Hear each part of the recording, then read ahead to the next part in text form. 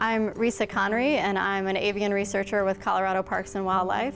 And we are doing a study on front-range bald eagles, and we're looking at their population trajectory and how their use of habitat and foraging locations and nest sites is impacted by all the human development that's occurring in this area.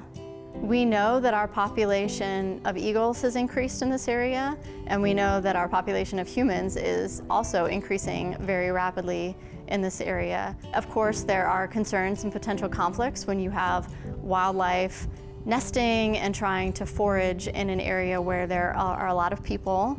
Depending on the type of disturbance, the history of that nest and that pair makes a difference in how they respond and how well they'll tolerate the activity.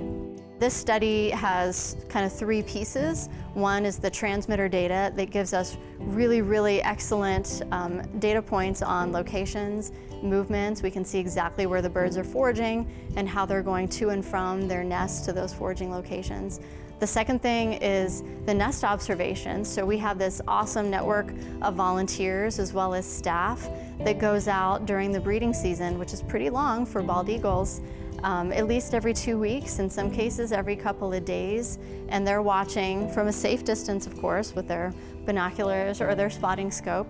They're watching those nests and they're tracking when the eggs are hatching, they're aging those nestlings and telling us whether the nests are successful, whether they fledged eagles or not. The third aspect of our project is a spatial analysis, so we can track what's happening on the landscape, both with land cover, with residential development, with energy development, and how that has changed and accelerated over time. So if we put those three pieces together, the movement data from the transmitters, the nest observation data, and then the landscape level data, we can get a good picture on what's happening with our eagles, what they'll tolerate and what they won't, and hopefully give better recommendations to developers, consultants, all of our many partners, the general public, to make sure that eagles are being managed properly and will continue to be successful here.